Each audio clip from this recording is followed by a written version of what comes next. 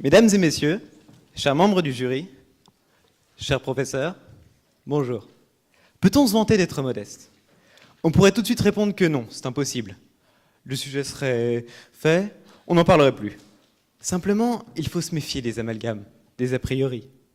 D'autant que le sujet n'est pas à prendre à la légère. Pensez aux enjeux d'un tel débat. De tout temps, l'homme a cherché à savoir si l'on pouvait se vanter d'être modeste. Platon, Jean-Jacques Rousseau, Victor Hugo, Patrick Balkany, ils ont tous écrit sur la question. Si vous croyez que j'exagère, pensez aux conséquences de l'élucidation de cette énigme linguistique. La réponse pourrait bien bouleverser tout ce qu'on croyait acquis depuis des années. Des expressions comme monter en bas, descendre en haut, réussir ses partiels pourraient être possibles d'être aussi.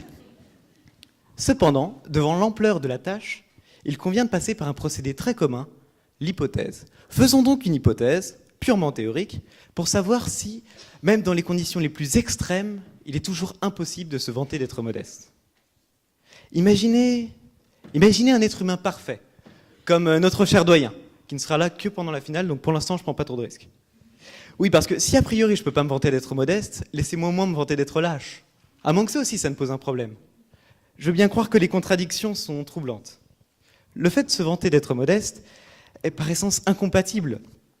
Et pourtant, l'homme qui se vante, ne le fait-il pas pour cacher sa propre condition modeste? On a tous cet ami dont la vie est un mélange entre Indiana Jones et James Bond.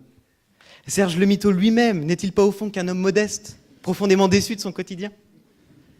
D'ailleurs, il faut questionner la réciproque. Si on ne peut pas se vanter d'être modeste, peut-on, en toute modestie, se déclarer vantard?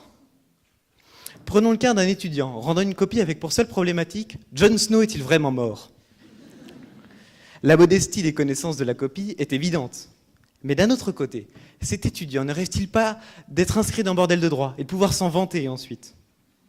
Après tout, peut-être que ce n'est pas une question de logique, mais de sémantique qui coince. Et si la modestie dont parle le sujet n'est pas un comportement, mais un mode de vie? Nombreux sont les auteurs à vanter un mode de vie modeste. Les exemples sont innombrables. Tarzan, Émile de Zola, même Charlot a l'air de passer du bon temps, malgré un mode de vie plus que modeste. Très bien, d'accord. Mais est-ce que ces personnages se vantent de leur situation? Notre Charlot finit bien par devenir dictateur, et Tarzan un roi de la jungle. Non, une fois de plus, c'est une impasse. Mais je m'égare. Il faut se recentrer sur notre sujet d'étude, et ne pas dépasser les limites. Quoique. Et pourquoi ne pas dépasser la question? Pourquoi donc faudrait-il s'interdire de se vanter d'être modeste? Ou lâche? Ou de l'estoie? Si un cul-de-jatte... On se calme. Si un cul-de-jatte vous annonce fièrement qu'il n'a pas besoin de s'acheter de chaussures, s'agira-t-il de modestie ou de vantardise? Faudra-t-il alors lui interdire d'être modestement pourvu en jambes? Faudra-t-il, sous couvert d'une logique froide et sans cœur, balayer à jamais la vie d'un homme? Non. Je sais qu'en bon juriste, vous allez me répondre que ce n'est pas une question de cœur, mais une question de logique.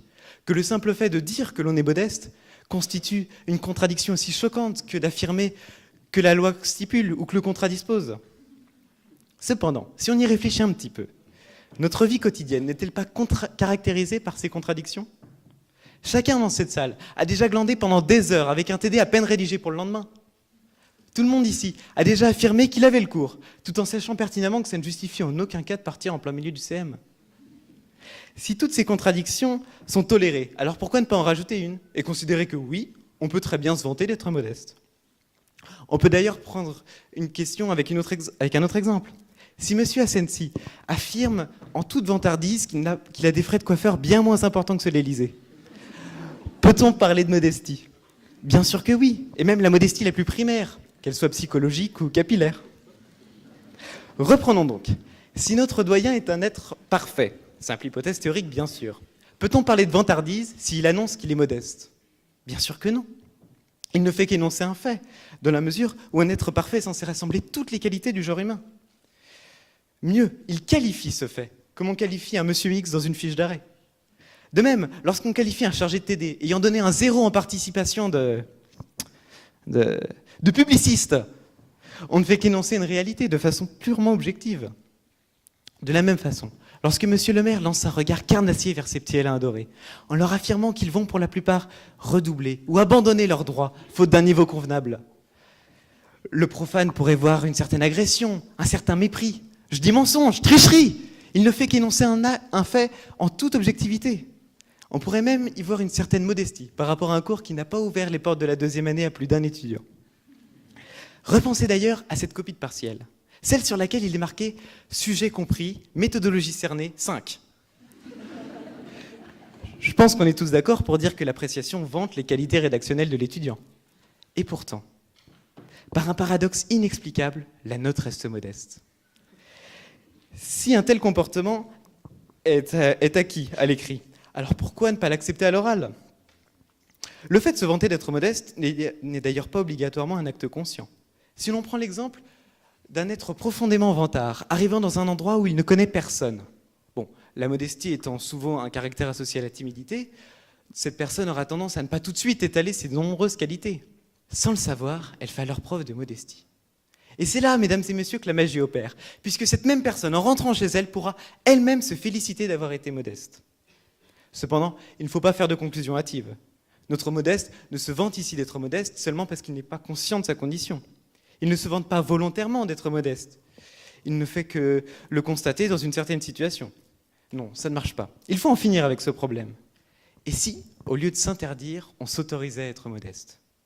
Le monde serait-il pas mieux ? Je suis désolé, mais la question se pose. Imaginez votre joie de crier au monde que vous êtes modeste. Imaginez ne plus avoir à subir ces commentaires stupides sur l'incompatibilité modestie-vantardise. Imaginez pouvoir répondre « Oui, je suis modeste, et alors ?» Quelle joie ce serait ! Quel soulagement de pouvoir crier au monde votre modestie ! Plus besoin de se cacher derrière des nuances étouffantes, des faux semblants. Vous êtes modeste, et maintenant non seulement vous le savez, mais en plus tout le monde le sait. Et même, allons plus loin, bannissons la modestie, faisons des règlements, des lois, des réformes de l'orthographe s'il le faut, interdisons la modestie, rendons obligatoire la vantardise. La mégalomanerie deviendrait une qualité, la timidité un délit. Alain Delon aurait enfin le succès qu'il croit avoir, et le bouddhisme serait interdit, tous les bâtiments seraient baroques, et M. Pichot deviendrait président de la République.